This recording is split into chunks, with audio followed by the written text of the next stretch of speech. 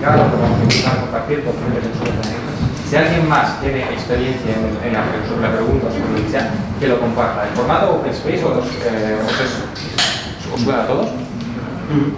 No es una charla, no es nada preparado, simplemente son dudas en tiempo real y son respuestas de la gente que se supone que tiene más experiencia o el que quiera compartir.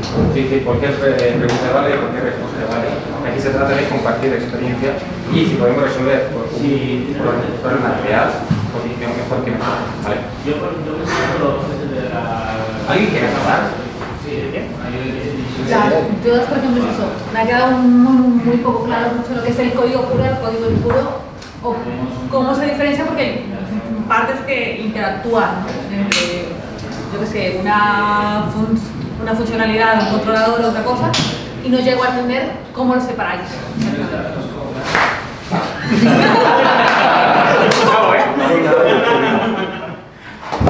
Bueno, mi nombre es Sergi, para perros. O sea, el código puro es el código que no tiene sentido, es decir, que tú lo puedes llamar n veces con un índice desconocido que te va a dar un nuevo por conocido. Vale, pues serían las ayudas. Calcular una fecha a partir de algo. Bueno, el ejemplo que he puesto antes es el de la suma bancaria, ¿no? Si tengo €1 y le meto un euro más, voy a tener 2 euros. Voy a repetir esta operación n veces, y si n veces el resultado será repetible o será entendible. ¿Vale? ¿Qué cosas no tienen este input-output que siempre se habla? Por ejemplo, si intento guardar S2 en base de datos, si intento guardar S2 en el disco, o si estoy en un entorno de multithreading, entonces hay mucha gente que quiere sumar ese 1 a ese 2. Y ahí pueden pasar N cosas que hacen que ese input y ese output no sean del todo conocidos. O sea, son casi, pero esos casi es donde es más difícil testear. Para efectos prácticos, prácticamente lo que ocurre en memoria, podemos llamarlo lo que ocurre con cualquier infraestructura, incluyendo base de datos, incluyendo cachés, incluyendo otros servicios, APIs, cualquier cosa que no dependa de ti, fundamentalmente. Yo creo que también pueden ser cosas que dependen de ti, pero que además están incluidas en algo en lo que tú asumes que puede funcionar como un tercero, que es lo que mostraban antes. Si tú, por ejemplo, vas a un entorno de descargas una base de datos en memoria, tú eres el dueño de la base de datos en memoria, pero no es el dueño del código que está ejecutando la base de datos en memoria. Entonces no considera que es un poco porque no es tuyo. Espera, estás hablando, entiendo, de dos cosas distintas. Uno es, no tengo sobrecarga del constructor, y dos, inicio de dependencia. ¿No? Sí, pero no sabemos también. Ayer, hoy mismo, un bug respecto. O sea, sobre la inicio de dependencia, reitero que no, o sea, deberíamos evitar los objetos de dominio. O sea, así que. Yo no sabía eso. O sea, no, la verdad que no te he entendido del todo bien. Bueno, por esto. Me imagino que cuando tienes la inyección de dependencias, ¿dónde la guías? Tema un controlador, como en una API, harías el controlador y se la pasarías al dominio, como el dominio es una interface. No, es que yo justamente en el dominio intento no esperar una interface, no sé si me explico. Por ejemplo, un repositorio, esperarías. Vale, pero eso no es dominio, ese es el capa de servicio que acepta un repositorio. Vale, ese es el caso. Bueno, yo cuando hablo de mutabilidad de utilizar value objects, es que no lo he dicho en la charla, pero hay un concepto de domain primitive, se llama ese, lo puedes buscar. Ese concepto de que prácticamente te vas a dar primitivas del lenguaje. Porque tú dices, un nombre es un string, un apellido es un string. No, un nombre es un string, pero no puede ser un string de 1 millón de caracteres. Por seguridad, ¿eh? No digo que sea solo por seguridad. Entonces, por lo mejor sí que puede hacer un tipo que es name. Apellido igual, ¿no? Yo qué sé, pero. O sea, quiero decir, el esfuerzo de renunciar a las primitivas del lenguaje, ¿no? Entonces, es básicamente, bueno, espera, creo que he perdido el tío, estamos hablando de, vale, de la inmutabilidad, sí. La inmutabilidad, yo quiero trabajar en el dominio, dicho esto, porque es importante preservar el hecho de que si tú has construido un objeto, ese objeto es válido. Si no fuese válido, o sea, si lo que no es válido no existe, ¿no? Si no hubiera petado, o sea, no se hubiera construido. Y eso es importante, que esté en el constructor esta localidad, solo en el constructor. O sea, que no haya otra manera de, si yo tengo otra manera de cambiar el estado, tengo la puerta de atrás para poder tener estado, ¿sabes? En cambio, si solo es el constructor y es inmutable, no hay manera de cambiar un estado inválido, ¿entiendes? Pero esto es una característica del dominio, no es una característica del servicio. También el servicio. O sea, servicio sí que se nieta cosas, se hace desde dependencias, también porque se hace mocking, linear mocking, para aislar, repito, para aislar, no para comprobar, para aislar, porque no quiero, o sea, si yo ya tengo determinismo, indeterminismo en los test de integración, lo que no quiero es tener el determinismo menos dos veces, ¿sabes? Ya tengo un sitio donde tengo determinismo. Entonces, relación a eso, al segundo punto, si no tienes inyección de dependencias en el dominio, no te influye la inyección de dependencias para hacer la mutabilidad. Lo que tú dijiste, el hecho de tener mutabilidad es sobre todo en la página de dominio. Por supuesto, sí. Hablo de las primitivas, se llaman domain primitives. O sea, el tema es que cuanto más tipificas, y también en PHP, porque PHP ahora tiene sus tipos súper más complejos. En la siguiente versión se saldrán los controles de null checking. Nos acercamos un poquito a lenguaje de integración. Y claro, cuanto más se quita el compilador, cuanto menos test tienes que escribir, es así. O sea, antes era todo volcado en runtime, pero es que nos hemos olvidado de que en los años 80 hay un grande hincapié sobre eso, los compiladores, los tipos y tal. O sea, es una herramienta que tenemos ahí muy potente y que nos ahorra mucho trabajo, si lo hacemos bien. Es cuestión de usarla, que la tienes. Para ahorrarte trabajo, básicamente. Y para ahorrar problemas, errores, temas de seguridad. Tú eres el responsable por la calidad. O sea, un nombre, si me diera un nombre con números, yo no conozco en ningún idioma gente que se llame 4 con números, o sea, ¿sabes?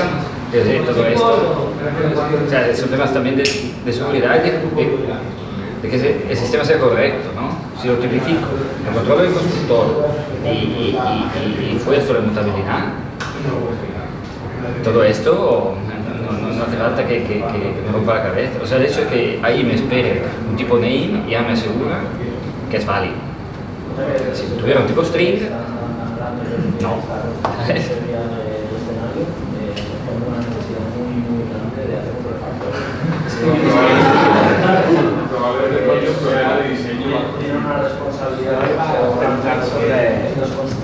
Como elegir a base de lo de al final sí que tienes algo. Claro, en una situación de greenfield no vas a llegar así a la primera. Simplemente viendo las dificultades de testeo que tienes, sabes los pequeños cambios que tienes que hacer para llegar ahí. Ahora, a mí me gustaría ver un ejemplo como el que tú dices, pero aplicando este principio. Y yo creo que nuestra profesión sufre mucho porque los ejemplos son demasiado simplistas. Es el caso y entonces, ¿por qué no alguien viene y nos sentamos y decimos, este es el código que no nos gusta? Vea, le aplicamos estos principios y aquí sí aplicó y aquí no. Ahí yo creo que todos aplaudiríamos y diríamos, ¿dónde está el ISO? Yo creo que sería un bonito ejercicio para nosotros, como comunidad, ¿verdad? Si lo decimos. ¿Dónde está un buen ejemplo complejo de negocio con todos estos casos especiales? Aquí hablamos de eventos, tú hablas de eso, sí, de lógica de coordinación. ¿Cómo son pruebas unitarias bien hechas, rápidas pero claras? Eso es lo que yo quisiera ver. Creo que Bob Vernon tenía por ahí varios repos en GitHub para poder visualizar lo que sería un modelo de... ¿Quién es? Bob Vernon, el creador de Domain Driven Design. El libro, ¿no? Sí, libro, los dos libros. Esos libros que son fáciles de digerir. tiene varios repos ahí en GitHub que se pueden chequear para hacerte una idea de lo que sería plasmar, por decirlo así, un proyecto. Sí, y yo lo digo porque ya lo he visto y ya me leí ese libro, y ya me leí ese libro, y ya me leí un montón de libros. Y nuestra profesión yo creo que sigue sufriendo. Y sales de la universidad con cursos que te dieron ejemplos muy simplistas. Y llegamos a este tipo de comunidades y yo creo que tenemos sed de esos ejemplos. Vamos a seguir sufriendo porque para eso estamos y no pagamos. Y si no, no cobraríais. No cobráis bien. Pero yo creo que podríamos motivarnos a hacer más ejemplos. Hey, aquí me funcionó a mí, aquí no me funcionó, ¿verdad? Porque esto no es religión, ¿verdad? Entonces, ciertos principios se aplican en ciertas circunstancias. Una de las cosas Mejor hacer algo que ya hace una sola cosa bien y que nunca hay que volver a tocar. Respecto a lo que tú has comentado, o sea, del legacy code, a mí me gusta mucho la definición de Fowler. O sea, el legacy code es el código que funciona.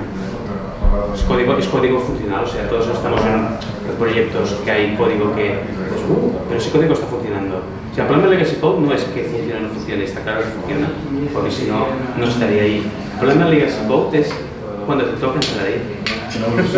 Claro, si evoluciona ese problema, o sea, hemos dicho una fiatura ahí, meter un if más, de las 50 que tiene, ahí sí que es un poco más duro. Creo que la gracia de la frase de Martin era justamente porque le falta, yo creo que la pieza fundamental, y es código que está en producción, pero que no tiene test. ¿Sí?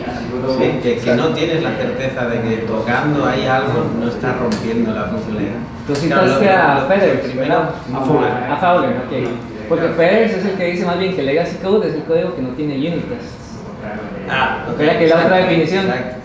Que es al final el que une, ¿no?, la parte de que yo tengo algo en producción que puede estar funcionando, pero si realmente tengo un test que me garantiza que ahí pasa algo, pues ya puedo ir con comodidad, ya no está en rojo.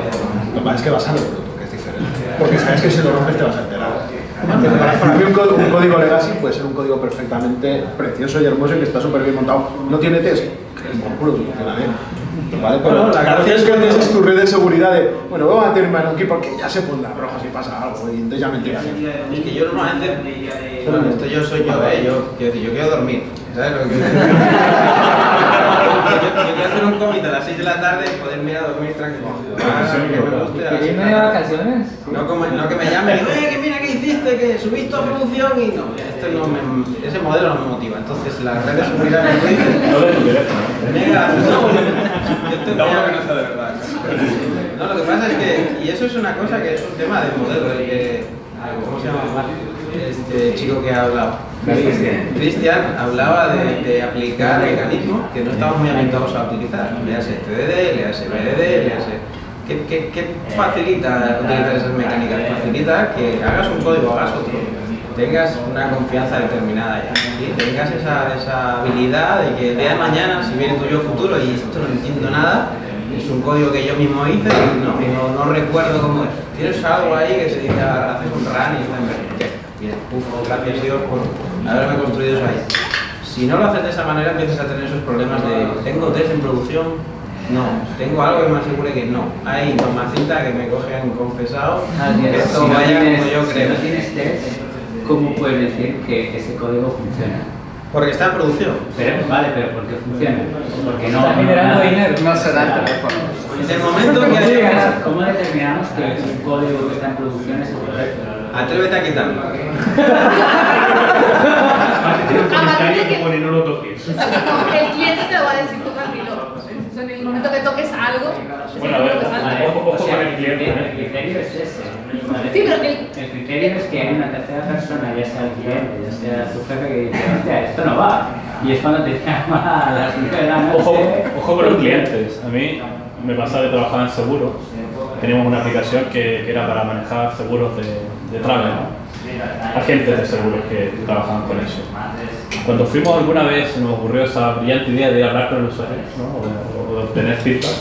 Resulta que se habían inventado unos sistemas brutales, offline, ¿no? O sea, metían la data, les llegaba algo, con esa data la copiaban en un papel, se la pasaban a Juanito llegaba, hacía un proceso, lo metía en Excel, calculaba cosas en Excel y lo volvía a meter al sistema. ¿Funciona mi sistema? No. Es un sistema de mierda. Sí, funciona, pero pero es un sistema de dinero, sigue siendo un sistema de dinero, porque el usuario, para no meterse, o porque no tiene cómo, simplemente no tiene cómo decirme, oye, tu sistema SaaS se buscó la vida y sigue funcionando. Entonces, ¿funciona el negocio? Sí. ¿Funciona el negocio? ¿Funciona bien? No. No funciona bien. ¿No? Entonces, ¿es eficiente? No, no es eficiente. Es caro, sí es caro, pero, ¿sabes? O sea, depende del usuario, ¿no? Entonces, ¿quién es tu usuario? Tu usuario tiene capacidad de decirte que tus cosas no funcionan, es un usuario final de nosotros mismos, ¿no? De Facebook, de Instagram. Si tienen un bug, nos quejaremos y lamentaremos, pero hay usuarios que no y se buscan la vida. Y de esto visto, yo te voy a decir una cosa sobre eso. Eso realmente no es culpa del usuario, es culpa de uno, de que no pregunta, de que no indaga, de que el usuario ya no va a decir, pues es tu cliente, preocuparte por tu cliente, por el usuario. Muchas veces, digo por mi experiencia, que por no molestar, de buscar pero realmente no es así, es el interés del que está haciendo algo de dejárselo lo mejor que se da para él. Estoy súper de acuerdo. La cuestión es, esos tests probablemente no funcionaban.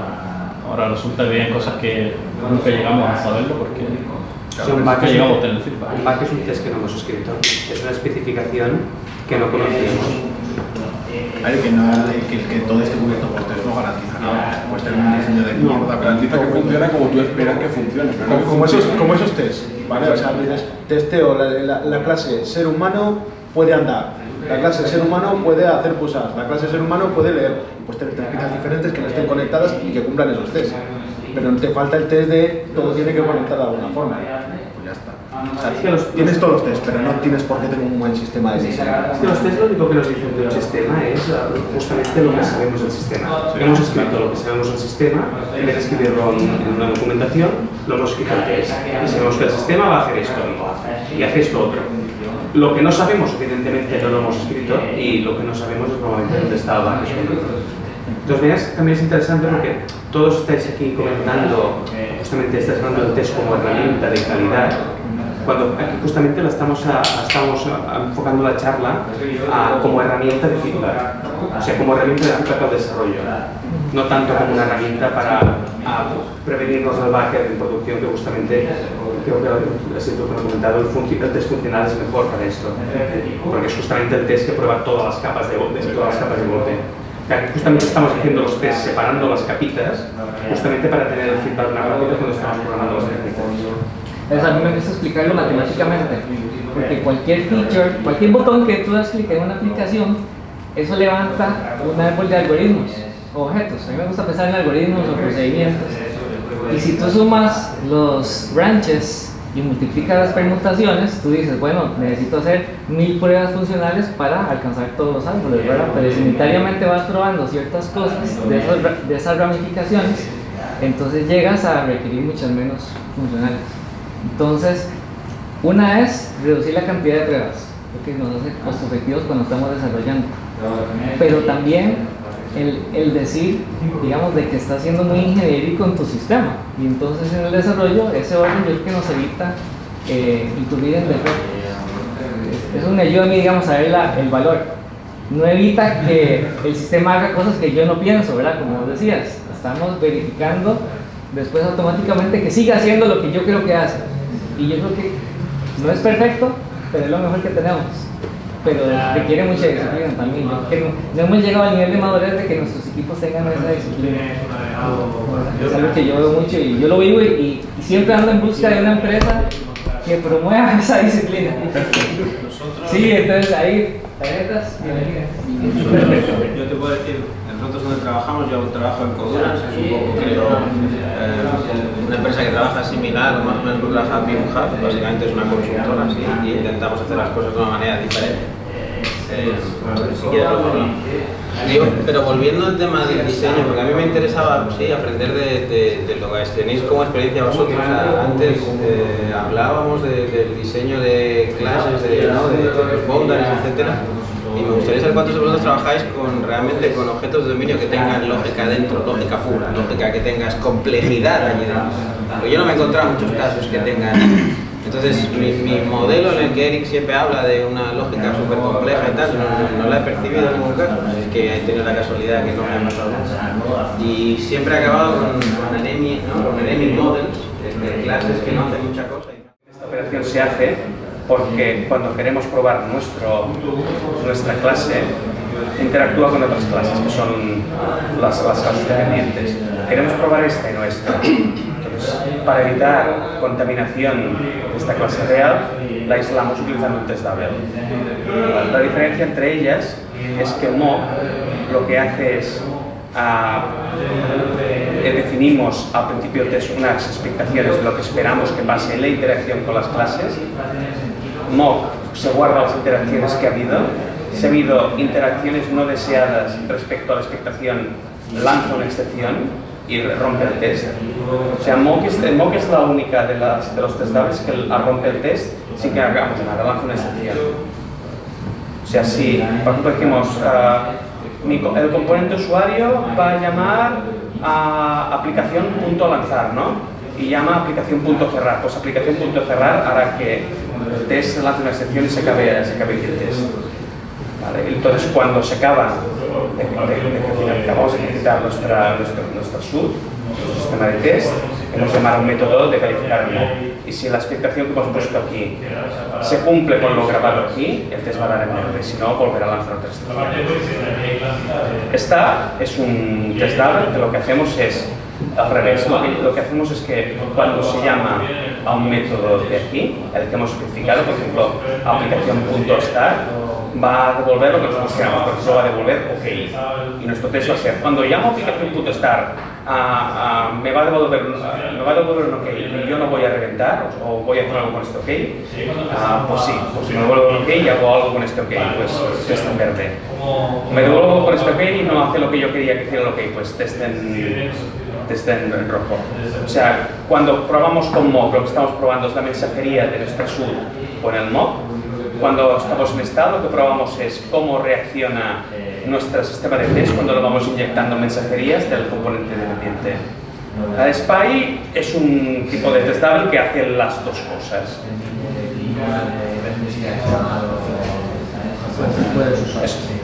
Lo único que lo pasa es que SPY no rompe el test.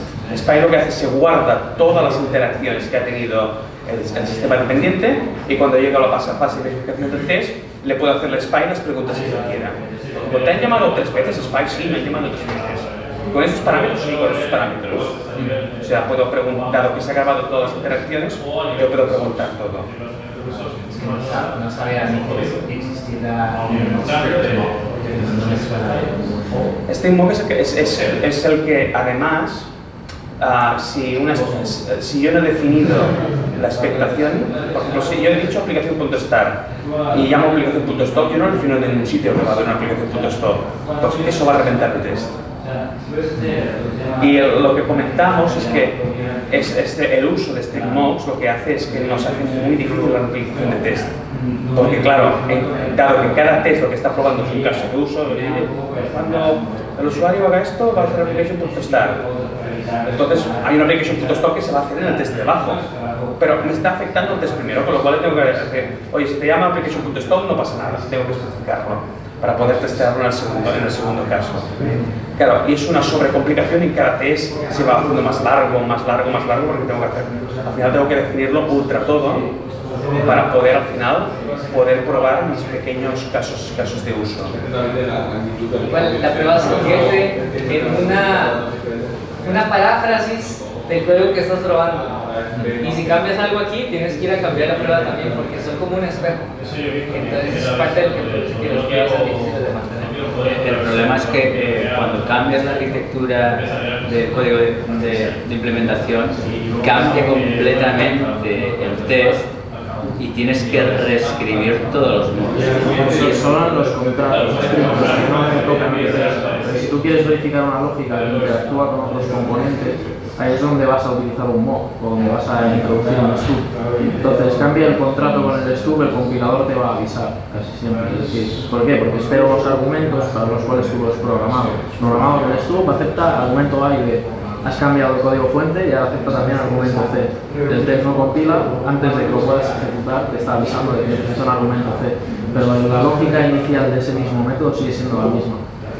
O sea, digamos que solo tienes que modificar los test que no impactan directamente sobre tus modificados y modificas los contratos con los componentes que estás modelando. Entonces, a lo mejor también tendrías que recibes esa caja que ya se ha enviado Lo malo es que cuando revienta se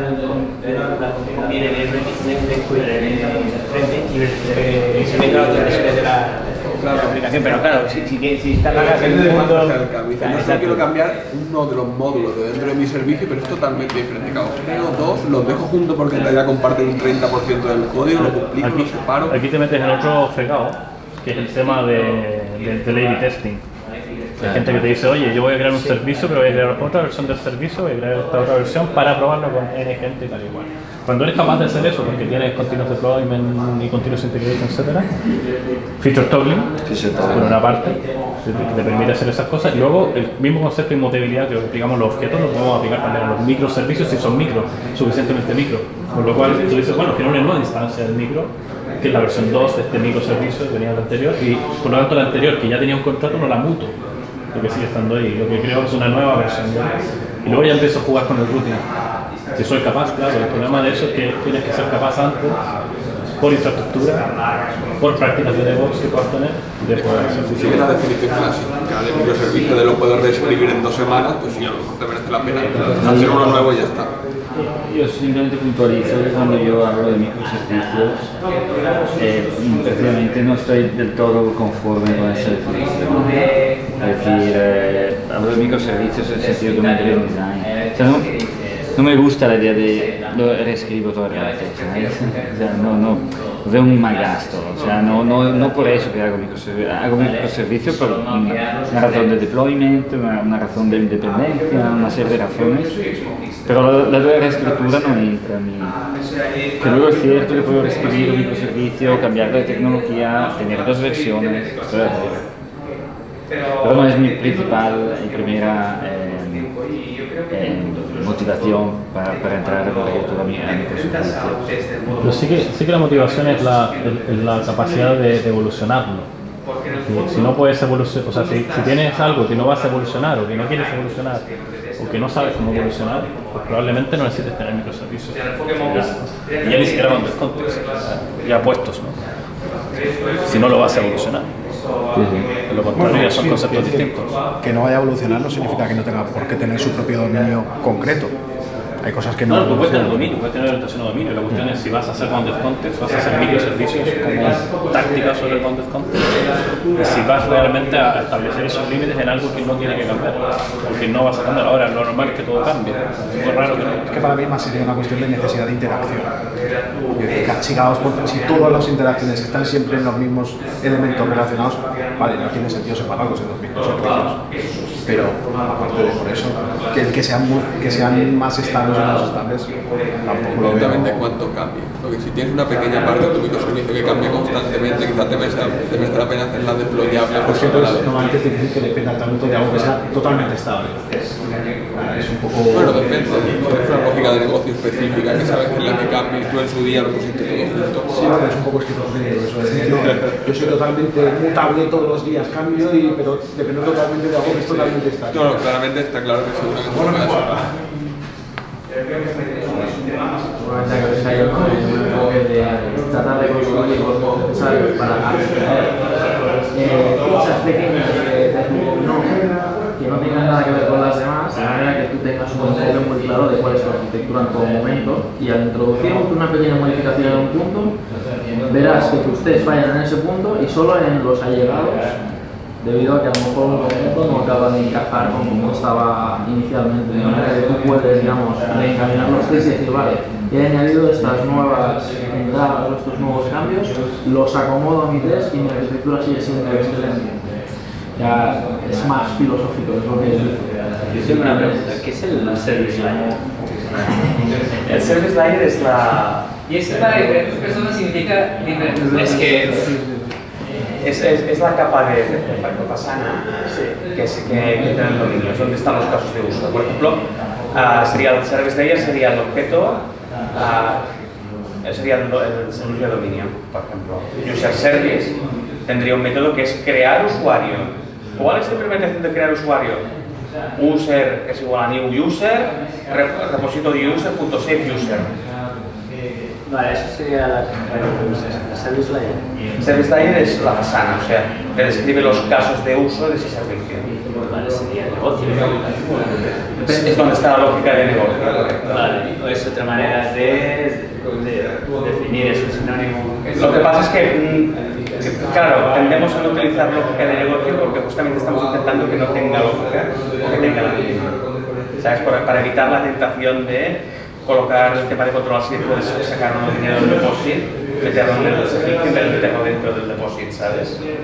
Ellos están hablando de la capa de service desde el punto de vista del libro de Domain Driven Design, que es un tipo de responsabilidad. Por eso cuando se habla de APIs es otra parte, ¿cierto? O sea, la API, los APIs y todo lo que es digamos, o sea, una Spring y todo lo que es una API REST o... API REST, eso no es el service layer. No. O sea, el servicio es agnóstico a la capa de transporte que hayamos escogido.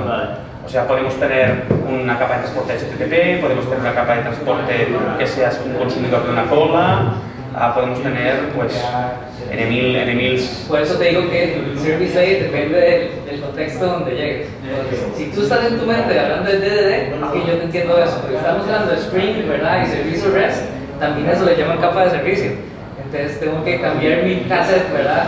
O sea, en DDD un controlador REST pues hablaría de tú a tú con el servicio. Por ejemplo, el controlador REST de /user post /user, que sería el usuario, ya instanciaría a user service el mismo y haría user service.createUser. O sea, simplemente es como ordenamos las cajitas. Que sirve para abstraer de alguna manera, o sea, separar muy claramente lo que es el controlador, que podría ser cualquiera. Es decir, yo como aplicación podría recibir el mismo input desde cualquier lugar del mundo. O sea, podría ser comunicado, como he dicho, con una cola, con servicio REST puro, incluso por JMX, podría recibir cualquier. ¿Por qué no tengo un solo servicio que cuando yo lo instancio o lo inyecto en todos estos lugares, como un singleton o como sea, responde exactamente igual independientemente del punto de entrada? Por eso creas un solo, que es el servicio. Vale, de acuerdo, sería el núcleo en una arquitectura hexagonal, sería el núcleo. Todos estos, la capa REST, si es por JMS o lo que sea, todos estos canales de transporte serían los adaptadores, los puertos, y la capa de servicio, el service layer, sería el negocio, lo que es la entrada del negocio. Estamos en la fase 8. O sea, detrás de la fase 8 pues ya está el dominio. O sea, un purista te diría que no es dominio, pero está bastante relacionado con el dominio, que tiene de alguna manera una conexión muy directa. El service layer recibe objetos del dominio y devuelve objetos del dominio. No tiene por qué. Debería recibir de todo. Para ser más purista, no, pero siendo purista, en DDD no hay modelos anémicos. No hay DTOs, hay objetos. Pero la capa de servicio, piénsalo, la capa de servicio está hablando con el mundo más impuro de todos, que es el REST, el JMS y todo. No vas a exponer tu modelo ahí. Quiero decir, no se te ocurriría si eres centrado en tu modelo. Sí se me ocurriría, exponer el modelo. Pero sería un equivalente, es decir, cuando estamos comunicando en REST, estamos representando en un objeto, un JSON, un string, un JSON. ¿Vale? Y ese sería nuestro DTO. Cuando ya entra dentro de la service layer del negocio, ya entra ya modificado de alguna manera. No sé, se ha hecho la validación de que ese JSON es correcto. Tienes un DTO validado por Java o por Spring. Entonces, ese DTO es tu contrato con la capa de servicio, pero ese DTO no tiene más relación con el objeto de dominio que está ahí dentro, más que simplemente que los datos son los que se van a cascar dentro del dominio. Pero los métodos, la lógica ahí no están. O sea, no tienes el objeto user fuera de la fasana, tienes los datos del usuario fuera de la fasana. En este caso, validados en un DTO. En mi comprensión yo lo veo un poco diferente. No retornaría el objeto user del dominio del core, pero sí un objeto que representa el response, digamos. Pero eso es un DTO, por acabo es un DTO. Pero que no es tonto en el sentido de que no es un modelo anémico. Es otra manera de verlo, ¿me explico? O sea, ¿quieres decir que devuelves objetos que tienen métodos? Que tú le preguntas algo y él igual tiene lógica adentro, ¿verdad? Porque los objetos siempre son la unión de comportamiento y estado. Claro. Es otra manera de verlo, ¿me explico? Sí, lo que pasa es que claro, me pregunto cómo encajaría todo esto dentro de que, claro, tú tienes a tu dominio, dentro de ahí sí que tienes toda una jerarquía objeto-oriente, y luego fuera del dominio sacas un objeto que tiene lógica dentro. Que son inmutables. Claro, pero ese objeto es un dominio en sí mismo, claro, va a hacer cosas. Exacto, pero no es todo el objeto user. Es la representación de una respuesta a la que le vas a preguntar cosas. Pero entonces, eso en realidad te estás enmascarando, ¿no crees que estás enmascarando otro dominio haciendo esto? Ciertas reglas de negocio de ese caso de Claro, es que yo eso al final lo acabaría delegando para hacer que el objeto de entrada y de salida sea totalmente agnóstico de qué sucede. Y te lo digo porque me gusta mucho el diseño separando todo bien por casos de uso, donde los casos de uso sean lo más independientes posibles. Entonces, si hay un user solo para este caso de uso crear, es diferente al de editar. Y yo creo que eso te ayuda mucho a luchar contra los componentes genéricos que hablábamos ahora. Entonces, todos son objetitos inteligentes, ¿verdad? Pero el service layer siempre devuelve objetos inmutables, no DTOs que cualquiera podría tocar. Tendría que ver un ejemplo, podría ser sí, no sería bien. No sé si claro, llevo años rompiéndome la cabeza con esto de DDD, y entonces por eso quiero más opiniones, porque los ejemplos son los que uno, como vos decís, quiero verlo. Es hasta ahí que yo me convenzo de eso. Claro, o sea, lo que sería más de sería que esos datos de esa computación de ese dominio se utilizaran en otro dominio, que tendría otro objeto user diferente, por ejemplo, Authenticated User Domain, que sería otro dominio. ¿Vale? Entonces, es los datos del primer dominio que colaborarían con el segundo dominio. Pero por ejemplo, que esos datos que obtienes, le tiras el saldo, y el saldo se calcula, que ese objetito te va a hacer un cálculo específico para ese caso de uso. Los use case specific business. Claro, esos cálculos también los podías hacer en el segundo dominio, porque al final los datos de ese caso de uso estarían mapeados en el otro dominio. Ajá, pero quiero separarlos, porque son de casos de uso aparte. Tú podrías utilizar el servicio para que tengamos esta inteligencia. Es decir, podrías configurar el servicio para que tu juego tuviese la carga de información de qué debe hacer el servicio. No encapsular toda la lógica en el propio DTO inteligente, sino el servicio inteligente. Lo que pasa es que yo conscientemente no quiero DTOs. Pero al final no puedes escapar de los DTOs. ¿Sí se puede? Mantenimiento extra. Mañana te viene el negocio, quiero que ahora la haga esta tontería. Tú tienes que devolver un argumento nuevo. Pero es que el objeto es inteligente y es el modelo, tiene que crecer. Pero el modelo lo tenía yo arrastrado por toda la aplicación. Ahora tengo que cambiar toda la aplicación. No, porque todos los objetitos de ese caso de uso solo sirven en ese caso de uso. Claro, porque tienes servicios súper dedicados. Exacto. Yo creo que así como hablábamos ahora, tengo un principio de que los componentes genéricos son malos, variables, ¿verdad? También, yo quiero que cada caso de uso tenga su package o su namespace particular, porque hace que todos sean muy cohesivos. Están juntos, cambian juntos, entonces no afectan a otros casos de uso. Y cuando haces esa división y creas la disciplina, de pronto el software se vuelve más sencillo, porque está separado y entonces hay paredes muy claras de funcionalidad. Hay algo que no me acaba de cuadrar, o sea, estoy pensando en lo que me has dicho tú, pero si tú tienes un dominio, luego tienes otro, y tú entre uno y otro, a través de una application service, le pasas un objeto con datos del otro dominio, en el fondo, la lógica que has expuesto de un dominio al otro, o sea, si has de hacer cambios, vas a tener que hacer en dos sitios. Este señor de aquí se ha acoplado ya a un método del otro dominio. Sí, lo que pasa es que si estás saltando entre bounded context, yo creo que ya haya un DTO para soltar esas líneas. Claro, es que por eso no se me ocurre un caso en que si no quiera que en el dominio estén colaborando, si necesito hacer más cosas.